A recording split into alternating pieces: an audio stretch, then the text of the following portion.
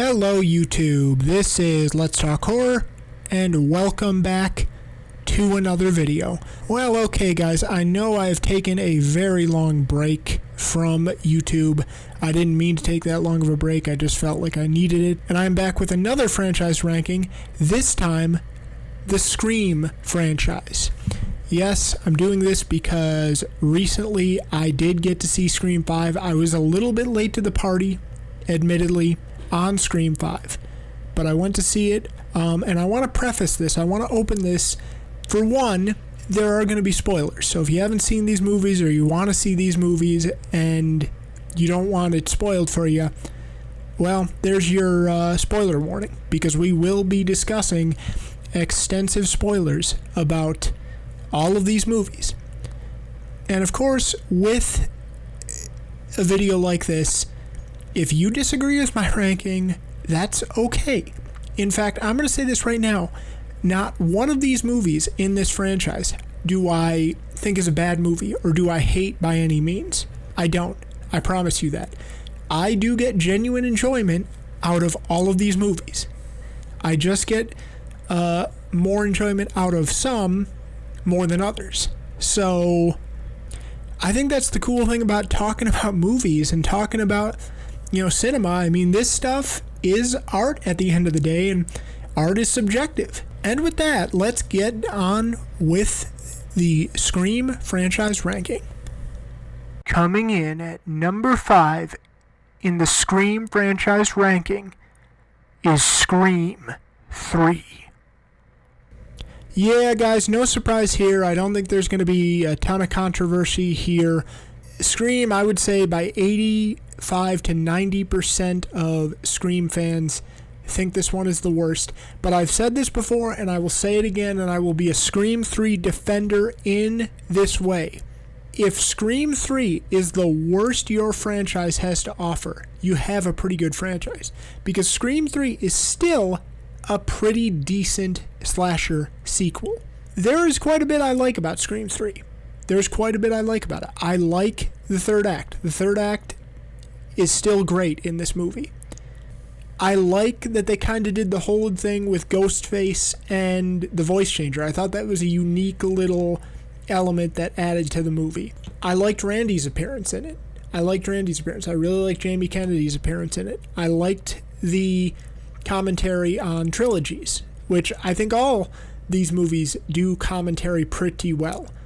I like the stuff with Sidney and her mother. I know not everyone likes that part of this movie, but I liked it. I liked learning more about Maureen Prescott. But it's still the weakest of this franchise. It really is. It's still a decent slasher movie, but it has just too many problems. The biggest problem is Neve Campbell, I believe because she had a prior filming commitment elsewhere, largely couldn't be in the first half of this movie. And that really affected this movie, because she really doesn't get in until the third act. And the characters they try to use to carry this movie can't do it. The Maureen Prescott stuff is good, but it's not enough to make up for the loss of Sidney, and you could really feel it. And as for the whole doppelganger thing, Dewey's doppelganger, Gail's doppelganger, especially Parker Posey, no disrespect to her, I found them to be very annoying. I wasn't entertained by them, and to ask them to carry this movie was just not a good choice, and that's the biggest issue. And as far as Roman goes, I have mixed feelings on Roman, because while I think it's cool that Roman is still the only killer in this franchise, spoiler alert for Scream 2022, that did it alone, and I think it's cool that he's related to Maureen Prescott in a way. Well, not in a way, I mean, he is related to Maureen Prescott. He's her son. One thing that I've never liked is that I don't like the element of where he was the puppet master for Billy and Stu all along. I didn't think that was strong. I think that weakened the first one a little bit, and I never really like when movies do that. I do think that weakened it a little bit. I had a problem with that. That was my main problem. So Roman is far from my favorite killer, but he's not a bad killer by any means, and none of these movies are bad movies by any means. This is still a decent slasher film, but the absence of Neve Campbell throughout all of it is a big, big flaw, because the legacy characters of Dewey and Gale are still not strong enough to carry this without Sidney, and the Maureen Prescott storyline is good, but it's not strong enough. Again, these new characters they introduce are not likable at all. They are very annoying. So yeah, this is flawed. There's still a lot I like about it. And oh yeah, the opening scene, the opening kill, while it was a legacy character in Cotton Weary, it's the weakest opening scene in the franchise. So again, not a bad movie by any means. It's, if you like Scream, you're going to like it. And I can sit down and still watch this one. And don't worry, Scream 3 defenders, this is not Halloween Resurrection by any means whatsoever. This is not Freddy's Dead. This is not Jason Takes Manhattan. I will watch Scream 3 any day of the week and twice on Sundays over those movies. But it is by far the weakest Scream movie, and because of that, I have to put it at number 5 in this ranking. Coming in at number 4 in the Scream franchise ranking is Scream 2. Yeah, okay guys, this might be the first controversial one on the list for some of you. I know a lot of you like Scream 2. I know a lot of people consider it the second best of the franchise, so it might be a little jarring and a little surprising that I have it this low on my list, but I do. And look, again, I like Scream 2. I like Scream 2 a lot. It is a big step up from Scream 3. And when you consider the rushed timeline that they had for this movie, and consider that Scream 1 debuted in theaters on December 20th, 1996. Scream 2 debuted in theaters on December 12th, 1997. You do the math on that. That is less than a year. And that in Hollywood almost always means it's a disaster. 9 times out of 10, that movie is an unmitigated disaster. Scream 2 is absolutely not that. I like the relationship between Dewey and Gale actually a little bit better in this one. What shakes me is that it's simply just Scream 1 on a college campus. And look, I get it. That's the point. But I guess what put others ahead of this for me is that the other movies in this franchise, the ones ahead of this one, put in more of an attempt to try something new. And this one didn't seem to do that as much.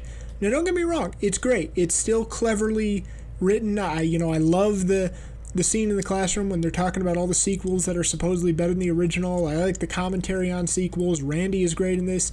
Neve Campbell is great in this. We still get some standard but good Scream kills. The opening scene, though, as much as I like it, it's definitely a step down from the opening scream of Scream 1. And I do have some problems with it. I do think it's flawed. It's a big step down, but it's memorable. I'll give it that. It's definitely memorable. And it's still good. It's still good. Yeah, it's a solid sequel, but I guess the thing for me is that I just appreciate the attempts in the other movies to branch out at least a little bit more and try something new. And just a lot of this movie felt like Scream 1 on a college campus. And that's okay. It's still a very, very solid sequel. It's still a very, very solid sequel. I'm even more impressed with it that they did it in such a short period of time. This could have been a disaster. I know a lot of people don't like that they kill off Randy. I like that. I like that there are stakes, to these characters, and anyone can go at any time. I like the character of Mickey and the back and forth between him and Randy. I have mixed feelings about the reveals of the killers, though, in this one. Mickey is great, and I love his motive of how he's just going to blame the movies, because that was a kind of a big thing at the time. The reporter being revealed as Mrs. Loomis, I have some mixed feelings on that. Not because she's bad and her performance is great in that finale of the movie. there are no hints. And what I like to look for in a whodunit is hints of why they are doing what they're doing. And they drop absolutely no clues or hints that this reporter could ever have been related or known Billy Loomis. And then out of nowhere, it's Mrs. Loomis's that is the killer. So these two killers are good. I like Mickey a lot. I like Mrs. I just wish there was more of the hints. The red herring of the boyfriend was too obvious as well. I knew they weren't going to go in that direction. I do like the expansion on the relationship between Sidney and Cotton Weary. But overall, again, the big thing holding it back for me is watching it, especially this time. Watching it, it just felt like Scream 2 was Scream 1 on a college campus. And again, that's not necessarily a bad thing. It's still a very solid movie. I want to be clear on that. I just like the attempts by some of the other movies to be a little bit different. And I will talk about that more with the movies above this one. But yeah, so it might be a surprise to you. I don't hate Scream 2 by any means. I like it a lot. It's a very solid sequel. But this might anger some of you that have Scream 2 firmly at number 2 or even number 1 on your list. Sorry, for me, Scream 2 is number 4 on my list. Coming in at number 3 in the Scream franchise ranking is Scream 2022. Yes, guys, this is where I am putting the newest Scream, the kind of Halloween 2018 of this franchise, Scream 2022. Very solid. I was really, really impressed with it. Really good to have a Scream movie again. It's great to see the return of the legacy characters again. This was really solid. It's not quite my favorite, obviously, but I'll put it a step above Scream 2 because it does a lot of things different. This is one of the more unique Scream movies, I would say. For one, the opening scene. It kind of goes back to the roots of the original opening scene, except the difference is we finally get someone surviving the opening scene. It was Jenna Ortega's character, Tara. Sorry, I said there was going to be spoilers. And the biggest thing this movie has going for it is a lot of people are complaining that Sidney Prescott was not a part of this a whole lot. In fact, she doesn't really come back in until the final 15, 20 minutes or whatever. But I actually think it's a strength. And I know what you're thinking. Well, you hit Scream 3 pretty hard over there not being Neve Campbell. The difference is here, they establish a final girl or final girls in Sam and Tara that can carry the movie and are likable. And I liked their relationship. And I like Sam's struggles with her family history. And seeing Skeet Ulrich play Billy Loomis again was great. And I kind of like how he's encouraging her to, to not be the killer, but you know what? It's in your blood. You kill this killer. You hunt this guy down. And she doesn't want to do it because she doesn't want to be like her father. I'll even say it. As much as I love Sidney Prescott, it didn't really bother me that she wasn't on screen for a lot of the time, because now we get to be introduced to this great final girl and Sam, this great final girl and Tara. I loved their relationship. Again, I loved Sam's struggle. The difference between this and Scream 3 is these two characters were able to carry the movie. And I was invested in them the whole way. As for the legacy characters, it's kind of a mixed bag. And a pleasant surprise is David Arquette is actually the best returning legacy character by far. This is maybe his best performance in the entire franchise. And I love the path that they take with Dewey. I mean, they've gone in a completely dark direction with Dewey. Dewey was kind of that comedic relief in the other films. And it's just kind of fun that he still is kind of that he still is kind of that comedic relief in some scenes. He has a funny line or two, but he's taken a really dark turn. It's implied that him and Gail moved to New York, and he just couldn't take it. He couldn't stand being away from Woodsboro, so he left in the middle of the night. It's implied that he's kind of developed an alcohol problem. It's implied that, it's explicitly stated he was forced into retirement. It's kind of sad because you see him and he watches Gail's morning show that she's on every morning, and it's sad because you can tell he's like still in love with her and never really wanted to leave, but he just couldn't be away from Woodsboro. It's a very dark turn for a character who is more lighthearted in this franchise, and I like where they took it. I like that they put their own spin on it, and also the fact that, yeah, he's kind of fed up with this, like with this whole Ghostface thing. And at first he's like, look, I don't want to help. I've been through this 4 times. I've been, on the verge of death multiple times. I have a limp. I'm in a lot of pain. I live alone. I don't want to do this. It just, I don't know. I like the dark turn that they took with his character on many levels.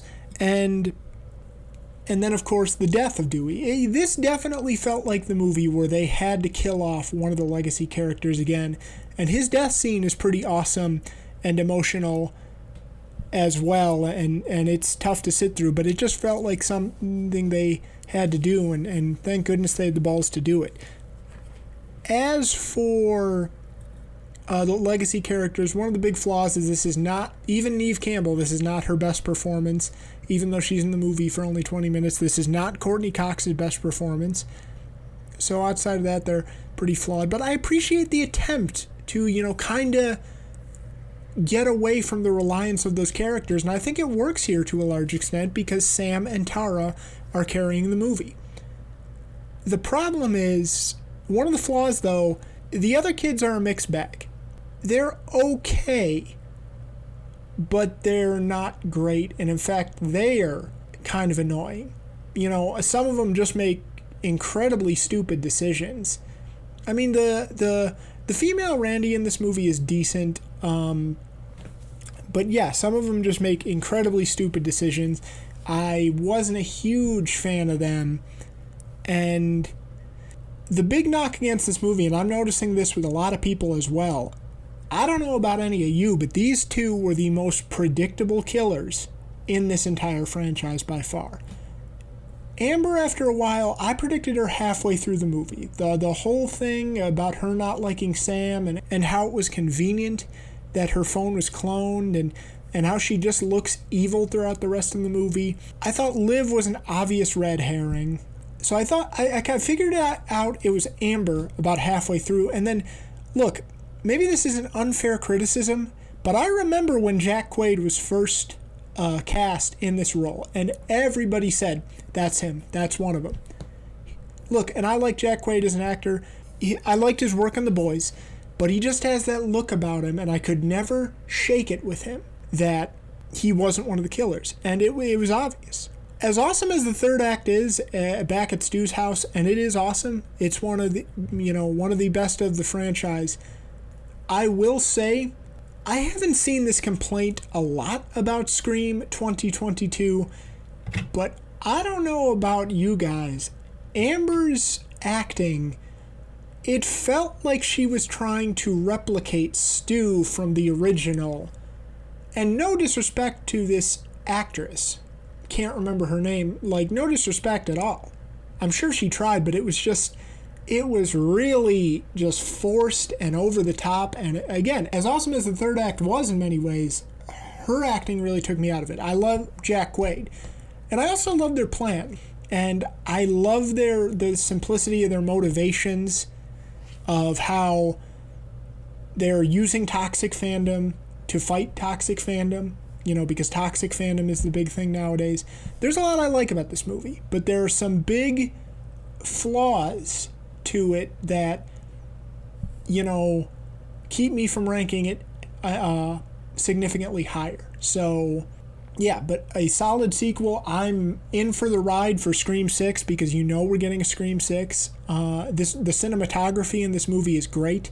I hope we get stronger performances from the legacy characters in the future. But overall, yeah, Scream 2022 I thought was very good. Another quality Scream movie. And it comes in at number 3 on this list. Coming in at number 2 on the Scream franchise ranking is Scream 4. Yes, guys, maybe the most controversial place on this list, or maybe not. because to my knowledge, Scream 4, after getting some initially negative reviews or mixed reviews, I believe it was, Scream 4 has come around to be pretty well received by most of the Scream fandom. But I don't think people rank it as high as I do. Like, I think it's a little bit of a surprise to see it at number 2 for me. I'm going to admit, I have a little bit of nostalgia for this because this was the first Scream movie I saw in theaters. I actually didn't watch it again until a year or two ago, and it was great. I've always enjoyed this one, and to me, it's the second best. Now let me get into what I like. Well, for as much as I like what Scream 5 did as far as they took it with, you know, kind of making Sidney Prescott a side character, and it's actually the first movie to, you know, make it to where Sidney Prescott is not really the one Ghostface is going after. In fact, it's not. Some of those elements were already touched upon in Scream 4. Scream 4, in some ways, now it didn't go as far as Scream 5 did, but in some ways it beat it to the punch. So I give it the advantages over that. I also like this cast of teenagers better than the ones in Scream 5, particularly Kirby. But I also like the Robbie, Charlie kind of duo Randy thing. I got a lot of fun with that. And everyone loves Kirby. Everyone loves Kirby. You know, Kirby is you know, that cinema geek, but that hot cinema geek who, you know, particularly with horror movies, it's the person we all want to know. Kirby was a fan favorite. I know fans really wanted her back in this one, in Scream 2022. I know fans are really hoping she comes back for Scream 6, whenever that is, because we are getting a Scream 6. Just a very great fan favorite character, and I am one of those people. Now, even some of the common complaints with this movie, I don't agree with. You know, the common complaint is the way they shot this movie. It looks very sleek, and everything kind of glows. And I know a lot of people don't like that, and I believe even Wes Craven said that was an intentional choice, that before he died, he said he regretted it. I don't mind it. I think it gives this movie its own unique look, its own, you know, unique feel, and I've always felt that way. I like it. So I don't even really agree with that complaint about this movie. And yeah, again, this movie kind of beat Scream 5 to the punch in some ways. We get the best of both worlds here. We get more Neve Campbell than we did in Scream 5. We get more Sidney Prescott than we did in Scream 5, but she is a little bit more of a side character, and the movie sets it up to where it looks like Jill is going to be the final girl. I like Emma Roberts in this. I'll get into that. You know, I like how she's this innocent girl throughout. You know, she does a great job of portraying that, and I like the relationship between her and Sidney, how Sidney hasn't really been in her life, how Jill is family, and how Sidney is trying to comfort Jill as you know, Jill is kind of going through the same thing that Sidney went through to a certain extent. And I like their relationship in this. I like the commentary on remakes. And I'm just taken aback by how ahead of its time this movie was. You know, in horror and in some of its social commentary. I mean, guys, social media was big in 2011, but it's huge now. And I think there was a question of it, whether it would ever get this big. And I just think Scream was really ahead of its time in that regard. And in this era of horror. Like, Scream is kind of playing on the nostalgia factor that really began in 2016, 2017. And it's kind of sad because 2011 was the end of the remake craze. And if Scream 4 had just come out a couple of years later, it would have been a lot more successful at the box office, and I think we could have gotten a whole new trilogy. And with the success of this movie, I would have loved to have seen where that would have gone. But let me get to the biggest strength of this movie, easily the biggest strength of this movie, and it's the final act of the movie, which is like, 35-40 minutes. And it is the reveal of the killers. To me, these are the most surprising killer reveals in the franchise, so it has that going for it.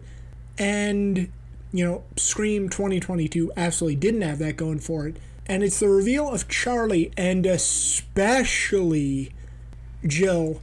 And Charlie's good. I like that they finally pulled the trigger on the Randy character. He's good in this, but he's the afterthought. But his reveal scene is awesome. I like his relationship with Kirby throughout the movie as well, by the way. But it's Jill that carries this day. It's Jill that makes this movie. Jill is by far my favorite killer reveal of this franchise, and it's not close. It's not close. This really showed the range of Emma Roberts. You think she's an innocent victim throughout this whole movie, and she does a great job playing that. And then when that Ghostface mask comes off and she's revealed, you just see how batshit insane and evil this girl is. This really kicked off Emma Roberts' start into horror, and I gotta check some of that out. I see she's done some American Horror Story. If it's anywhere close to what she put into this performance, I gotta get that on. This is great. And, the first scenes I think about when thinking about Scream 4 is Emma Roberts' performance, is, her lines to Sidney, and her speeches to Sidney, and the stuff she does in the third act, particularly at the house. One of the first scenes I always think about is when she's, when she seemingly killed Sidney, and she's, thinks she's gotten away with her plan, and, she's now trying to set the scene up where she's injuring herself. So badass, and her performance is so good in that scene. Emma Roberts is so good in this, and Jill Roberts as the killer, and I love her motivation as well. It's very ahead of its time. Maybe not that you can get famous and get by being the victim, but I think the overall point is hey, it's not hard to get famous these days. Look, if you can become trendy on social media, if you can become quote-unquote meme-worthy on social media, that can launch your fame. And the sad truth is, as great as social media is in many other ways, yeah, it is kind of true that it's not hard to achieve fame these days. And you don't really have to, go to college and work hard to become famous. And Jill was tapping into that, and I think that whole thing was really ahead of its time with her motivation, and I think it's even insanely true nowadays. That she just wants to go through a life being a victim, maybe write a book, make millions of dollars, and not have to work hard. I mean, again, if you don't like the victim aspect of that, fine, but just interpret it as, if you can just do something trendy on social media, if you can just, do something dumb that becomes a meme on social media, that will launch your fame, and that's not actually hard work. I mean, it is a motivation that was true then, and it's even more true now. So on just many levels, Jill Roberts as the killer is the biggest strength of this movie. Emma Roberts, in many regards, is the biggest strength of this movie. These are also maybe the bloodiest kills of the entire franchise. The opening scene is one of the more unique of the franchise. The one complaint I commonly hear from people is that they feel this one went on too long, that the hospital aspect of it shouldn't have been in there. And apparently, if I'm not mistaken, the original plan for this was to actually have it end with Jill being taken to the hospital. And it's kind of an ambiguous ending where, Sidney Prescott they don't know if she's dead or alive, and Jill's plan has kind of fully worked, and that hospital scene was not supposed to be in there. That hospital scene was not supposed to be in the movie. And look, I love that hospital scene. It's a great sequence. But man, I kind of wish that they stuck with it, because that would have been a bold and kind of awesome ending to have Jill win and wonder where it could go. And it would have been more likely that Emma Roberts would come back to play Jill Roberts in some way. Maybe she does. I would love to see Emma Roberts come back in that role because she was just outstanding, especially when the Ghostface mask comes off. I mean, I gotta say, guys, I don't think anyone's cheating on Emma Roberts in real life after watching what she did to Trevor in Scream 4. You know what I mean? So, just outstanding. Easily the strength of this film, but also ahead of its time, kind of doing what Scream 5 did later. I love this movie. This is a really quality Scream movie. I know it's a surprise. I know some of you may not like it, although I don't think this is too controversial. Scream 4. I can't think of a major flaw. And the opening scene isn't the best. It's definitely the most unique, but it's not my favorite. But yeah, man, this is honestly a fairly close second, now the more that I think about it. I love this movie. I love its commentary. I love how ahead of its time it was. Scream 4 is a strong number 2 on my list. Okay, guys, for my number 1, I will spare you my terrible Ghostface impression that you've had to hear throughout the video.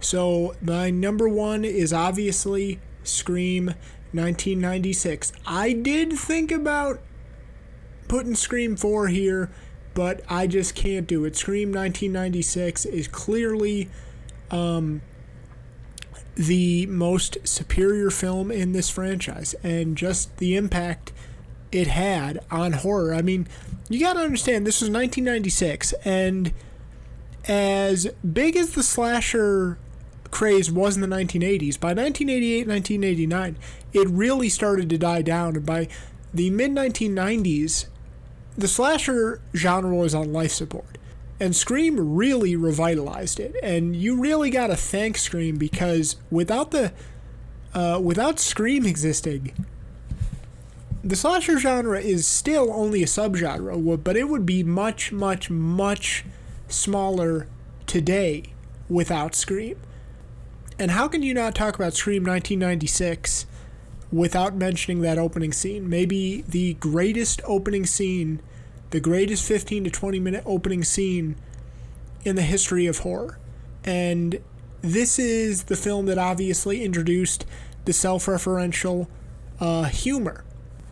And humor and style. It was humor to a certain extent, but I've always been amazed, and it started with Scream 1996. And I think it's continued throughout all these movies, but especially in Scream 1996, how they were able to walk that line. And I think if they went even a little bit further in the self-referential direction, then it might have become a little bit too spoofy, and then you get something like a Scary Movie. You know, Scary Movie, the movies, the horror comedy. So I was so impressed how they were able to walk that line, and that movie, and especially that opening scene, are just able to tell you what the movie is entirely about. That self-referential style that will be a part of this movie, but the gritty, the dark, and honestly the real feel of that scene. The scene feels real, and that's what makes it scary. I mean, just the greatest opening scene in horror history and maybe movie history. And correct me if I'm wrong, Drew Barrymore initially went in to play Sidney Prescott, and then she read the role of Casey Becker, and she said, "No, I want to play this role because it would surprise the audience." And Wes Craven agreed to do it. And from what I know, I wasn't old enough to see the movies in theaters back then, but that really threw the audience for the loop to have Drew Barrymore get killed off so quickly. So obviously, maybe the biggest positive is the opening scene. But look, amazing final girl in Sidney Prescott and the beginning of her journey. It introduced the aspect of the whodunit angle that we don't see in horror movies. It's hard to put this one anywhere else but number 1. It's great. It saved the slasher genre. You know, it's easily the number 1 on this list. Well, not easily. I still love Scream 4. I still I still love Jill as the killer reveal, but Billy Loomis is pretty good too. I like how they handled that. I like the contrast between him and Stu. How Stu is this really energetic, kind of psychopath, and just it's overacting by Matthew Lillard, but in a good way. And then you have Billy Loomis, who is just this kind of down-to-earth personality, but he's vengeful, and he wants to get Sidney. And then you have Matthew Lillard, who literally said peer pressure. It's just a love letter to horror fans in the horror genre, and you could tell they were really inspired by Halloween as well. Just great characters, especially Randy. Everyone loves Jamie Kennedy. This is a hard movie to talk about because everyone has seemingly talked about it, but yeah, it's number one, and I would be surprised if it ever gets passed up. But those are my Scream rankings, so you Scream fanatics can breathe a deep sigh of relief that Scream number 1, 1996, is in fact my number one on this list. And that's going to do it for me, guys. I want to know, what did you think of my terrible Ghostface impressions? What did you think of my terrible Ghostface impressions? I can bring them back for more Scream videos if you wanted. And do you agree with me on any levels? Do you like Scream 4 as much as I do? Do you like the Jill Roberts character as much as I do? Are you one of these people that doesn't have Scream 1996 at the top of their list, like I and the vast majority of Scream fans do? Are you one of these people that maybe has Scream 3 not only not last on your list, but are you one of these people that has Scream 3 at maybe your first or second? Let's have a civil discussion. Let's have a fun discussion. I love to hear dissenting opinions. Maybe you hated Jill Roberts. Maybe you don't like Emma Roberts in that. I would love to hear from those people. That's the fun of talking about this stuff, and especially this franchise, is there really isn't a true bad movie on this list. That's why I enjoyed doing this video, because this is such a quality franchise, and even Scream 3 is a decent slasher film. So comment below and subscribe and give me your thoughts on what you thought of my ranking, what is your ranking, and I will see you guys later. Take care.